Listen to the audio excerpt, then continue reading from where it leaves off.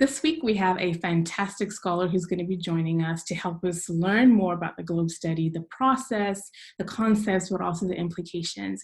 We have Dr. Jennie Walker, who is a leadership studies scholar and also an active faculty member and is very involved in the leadership studies community. Dr. Walker and I actually met in 2019 at the Leadership Educators Academy, where she served as a phenomenal facilitator for various leadership educators from across the country and even from around the world. So I'm very excited that I get to talk to my colleague today and to learn from Dr. Walker. So I'll let her introduce herself and then we'll dive into the questions that I have prepared. Thank you so much for having me today. I'm really thankful to be able to speak to all of you about this topic. It's one that I'm very passionate about. Global leadership is an area of interest for me, not just as a professional faculty member and scholar, but also just my own personal interests through my life and experiences and travel. So I'm happy to be here. Fantastic. So we will dive into our questions, and these questions are meant to be a guide. And so if you have anything else that you'd like to add after we go through the questions, Dr. Walker, please feel free to do so. Sure. This is one question that I always like to start with when I talk to my fellow leadership education colleagues. So the first question is, if you were not a leadership educator and scholar, what would you be doing? Well, I would never be doing one thing because I have a multitude of interests. But for me, if I could do anything in the world other than what I already enjoy doing, it would be writing novels and traveling. I love other cultures and really understanding other people's life experiences. And that's why I'm drawn to storytelling. So it's really fitting that this is your line of work and is also your passion, and that alignment is very, very clear from your work, but also just how you described yourself. Yeah, absolutely. Fantastic. So would you describe for us your current role, your teaching and research interests, as well as the impact that you hope to make with the work that you do? Yeah, absolutely. So, as I said, I have a multitude of interests, and so that means that I play in a few different sandboxes. My full-time role is as lead faculty for the leadership programs at Ashford University. So that's for a bachelor's and a master's degree. And I do intersect with the PhD as well, all in the area of leadership. I am a consultant in global leadership development, and that comes from my background having worked directly inside corporations, several Fortune 500 companies, designing and delivering their global leadership development.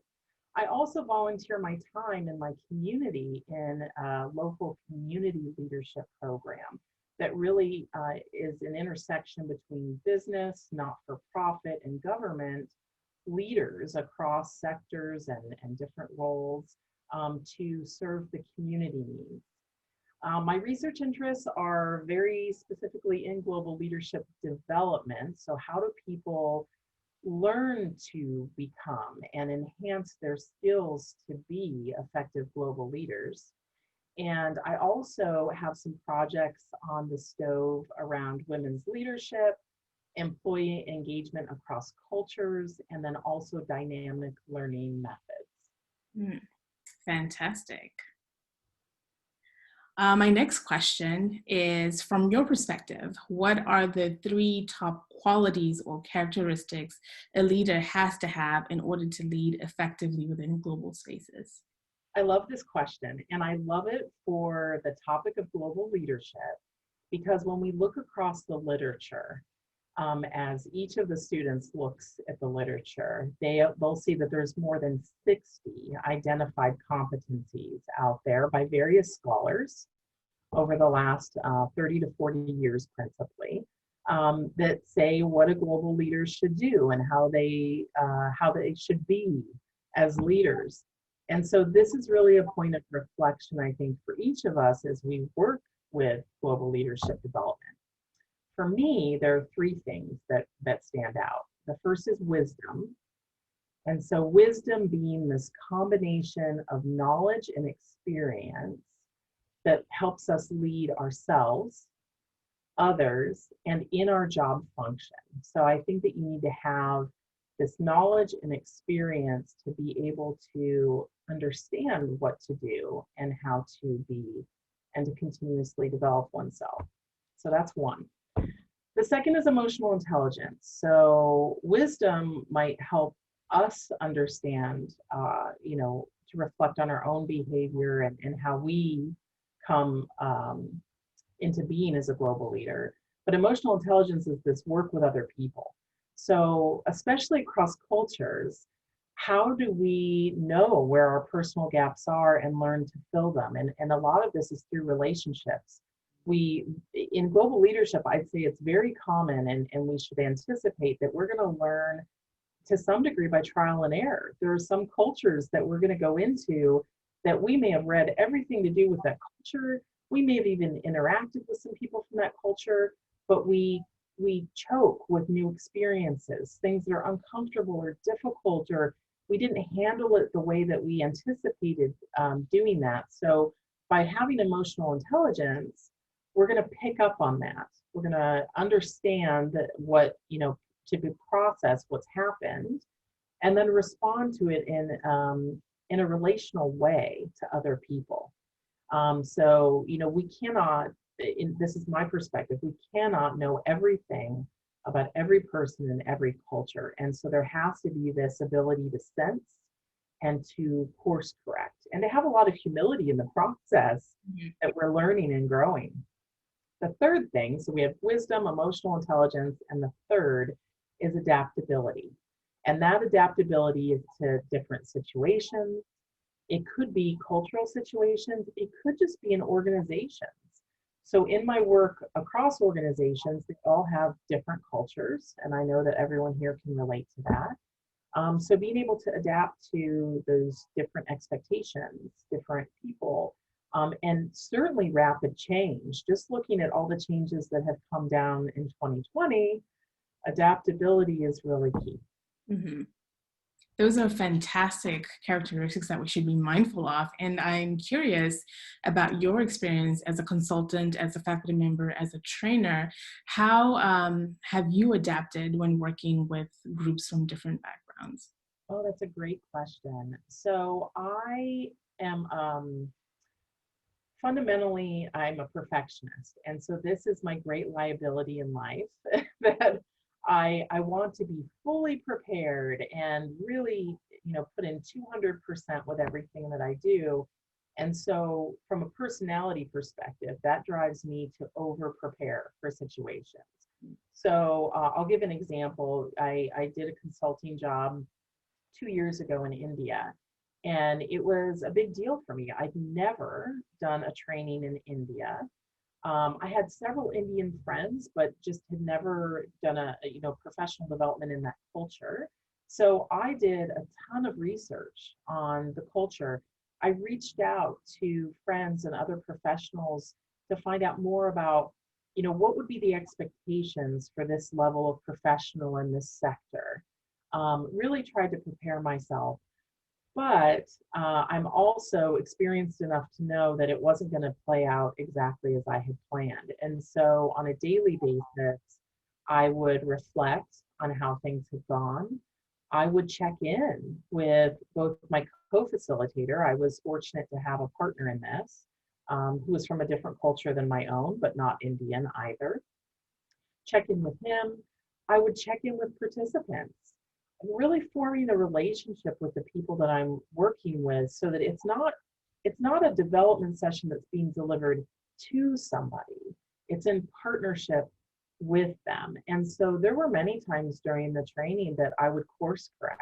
Mm-hmm. If I could see that an activity was not going the way that that I had hoped it would, if people's responses to it were not positive, I would absolutely just shift on the fly to make sure that I corrected. So this doesn't always, global leadership development doesn't always make for a nice, clean package. There's shifting and moving and reflection going along throughout that process. I'm hoping that whoever's going to be watching this, and maybe you, if you have an entrepreneurial spirit, is to make a t-shirt that has a gift box in the front and global leadership in the back, to say, this is not how it's always packaged and presented. There's some complexity within that. Thank you for sharing that experience. So now I'm curious about your involvement with the Globe Study. So can you tell us a little bit about how you became involved in this iteration of the Globe research?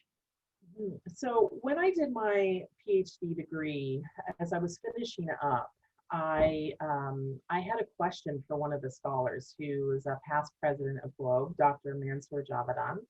And so I'm sitting, very late at night writing my dissertation and thinking he's probably never going to reply.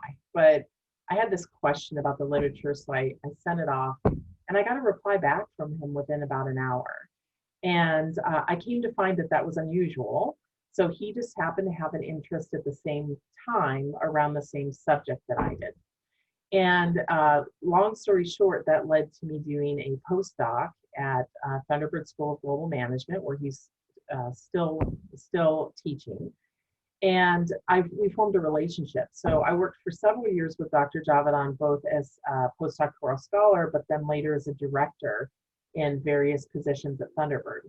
So through my personal relationship and professional relationship with him, when we were talking about some research a couple of years ago, and he invited me to be one of the Globe researchers.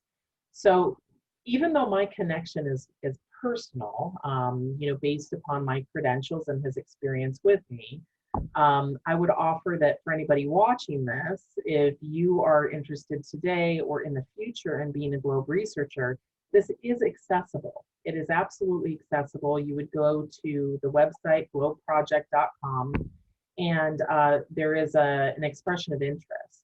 Now, they will certainly vet you for your research abilities, your credentials, your specific experience and expertise in the culture in which you'd like to be one of the researchers, because there's hundreds across the world. Mm-hmm. But if you pass all of those criteria, you too can be a Globe researcher. I love that you shared that, because I think when we read case studies in textbooks or even look at our textbooks and we see these concepts and studies, they seem so far away, but I love the fact that you are presenting this something that is accessible. So even us as students who are learning, as scholars who are beginning this work, we can find ways to actively engage with the content that we see within our classroom setting. So thank you for that.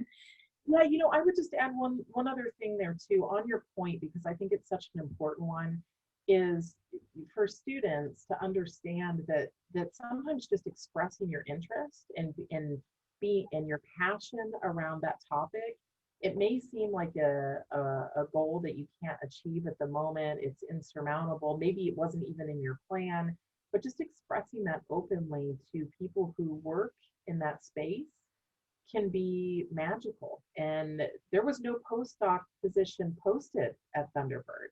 It was not a live position. He wasn't actively seeking somebody. But because I had taken this chance to send the email and we had an intersection of interest, it grew into a whole other career for me, and now a Globe research position. I love that. I love that. And I'll share, I bumped into Dr. Javadan. He doesn't know me personally, but I bumped into him at ILA in Atlanta, and I happened to be teaching a module on Globe that week. And so he graciously agreed to take a picture of me when I asked, and I was able to send my students a picture to say, well, this is who we're talking about when we talk about the Globe study. So I love that his work is accessible, but also he is accessible as a scholar as well. So that's good.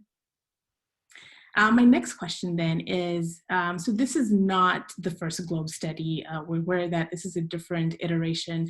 So can you summarize the differences in intent, design, and implementation from the first Globe study undertaking to this new one in 2020? Yeah, absolutely. So, it's a big question. And so I have a few points that I'll cover here. Sure. But first of all, just, as an overview, Globe has really grown substantially since 1991. 1991 is the year that it officially was established as a study, even though the publications didn't come until several years later. So in that time, it's gone from the first book, which looked at 62 societies around the world.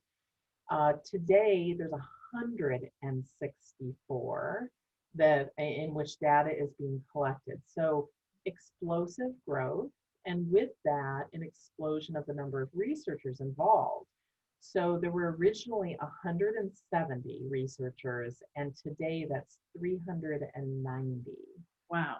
So just a ton of people all over the globe.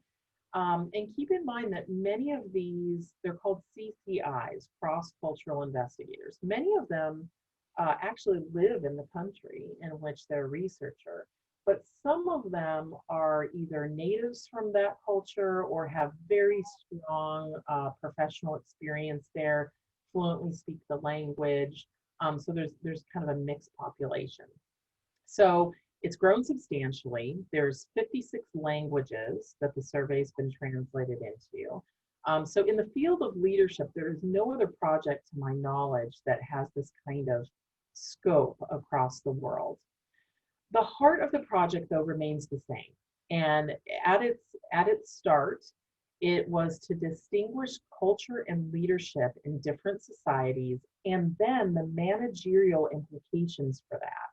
So if I'm a manager from the United States and I go into Ghana to supervise, let's say, a gold mining operation there, then how do I effectively lead people in that environment and manage the operation? So this is coming out of a business culture. I think that's important for people to understand, because leadership is interdisciplinary. It's really multidisciplinary, in its roots.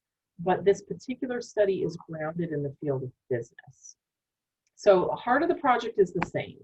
A couple of things that really stand out from the GLOBE project that I'll mention is that it's expanded what we know about cultural dimensions. So I'm sure that many of the students who are watching this have studied Hofstede.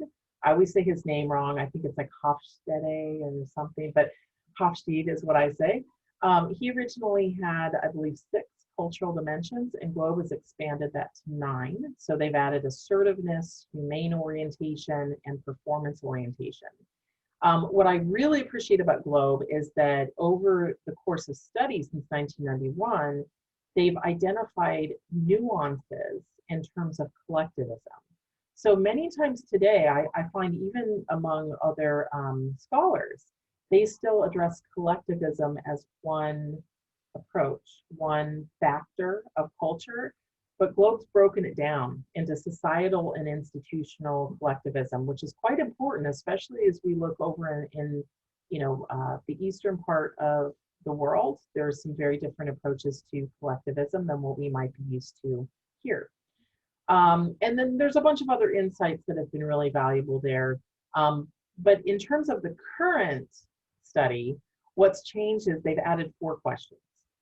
So the first is they want to understand, how has culture changed the measurement of leadership and cultural norms and values since the original study.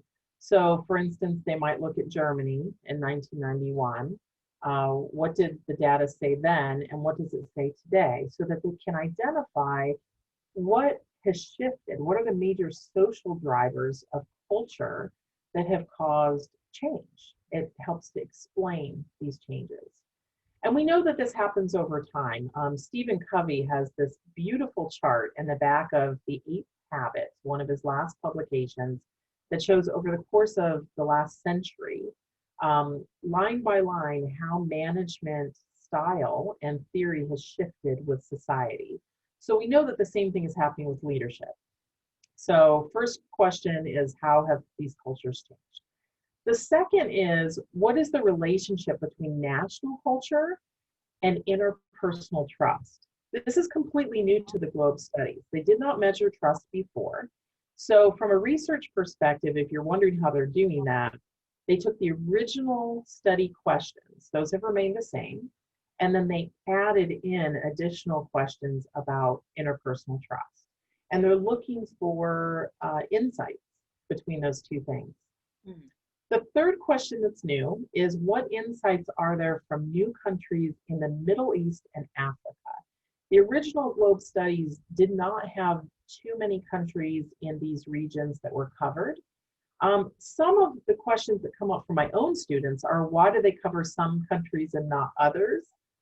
So when the Globe project started, they didn't really know how big they could grow it to. Some of this is just administration. Do we have researchers in these regions who are qualified to do this?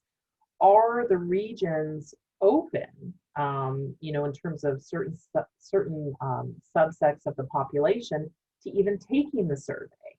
And remember, this is about managers. So they're looking at a managerial population. And so without going into too much detail about the answers to that, the Middle East and Africa are expanded greatly in this particular study. And then the fourth question that's new is, how do leadership perceptions differ across cultures and genders? And I pause on that because they use the word gender, but for those who are, pretty well versed in study in this area, we probably wouldn't choose that word. We would use the word sex, since gender is a cultural construct. I can't explain why they chose that word, but I did notice that they used the word gender there. So how does gender or sex intersect with culture? Mm-hmm. And those are four new areas. Mm-hmm.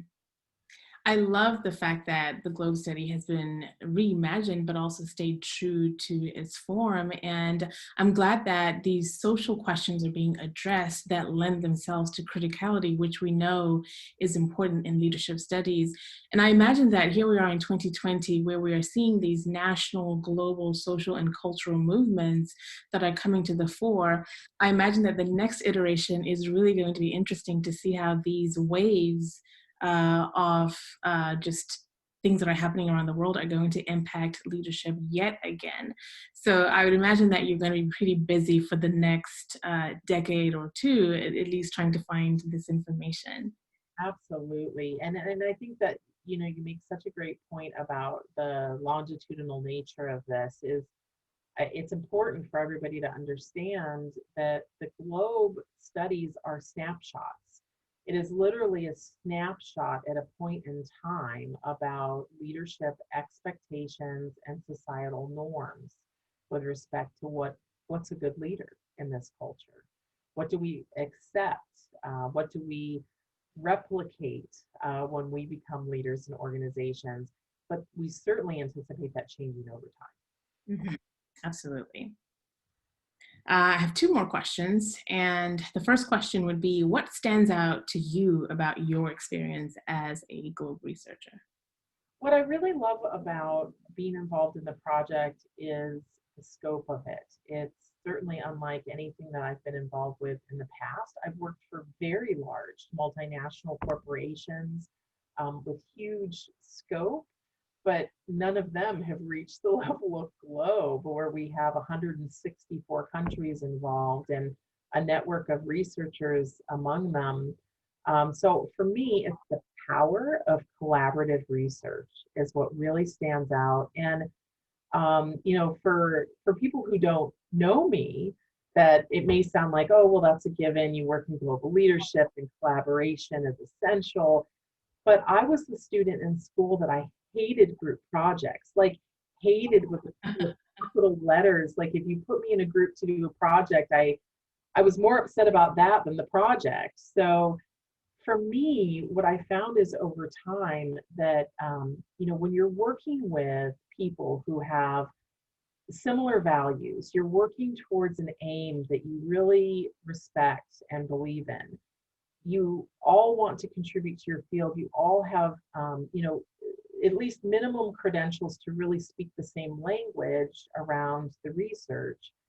All of these things really create this nice synergy in which working as a team, and a huge team at that, is enjoyable. It's fulfilling, it's rewarding. And so I share that for any students who might be thinking, I'm not sure I'd want to collaborate with 164 people.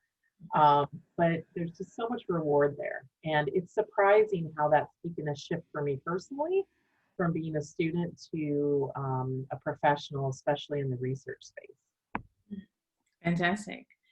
And now for my last question, what advice do you have for learner scholars who are studying global leadership? I also love this question. And for me, it is a simple and complex at the same time. Follow your passion and say yes to new experiences. So I think for so many of us, we have this small, persistent voice that's inside of us that's pushing us to listen to it.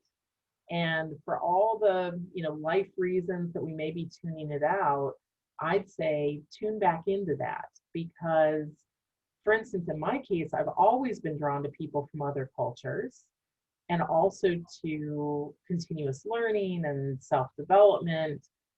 But my studies and work have taken me down many paths. Um, Fundamentally, these remain the same for me, though. In those paths, I've still been drawn to people from other cultures and opportunities to continuously learn. And so, fundamentally, for me, all of that has been about this desire to empower people to continuously grow and develop as leaders themselves, and then to foster these more inclusive and fulfilling work environments. I think that achievement and humanity are not mutually exclusive. And I share this with all of you because I struggled with that myself working in the corporate world, especially, but it still translates to any job in any sector. Listen to your inner voice and soak up your experiences because they're all contributing to a path that you're going down. And I'd say yes to those new experiences, even if they scare you, and then your own path will become clear along the way.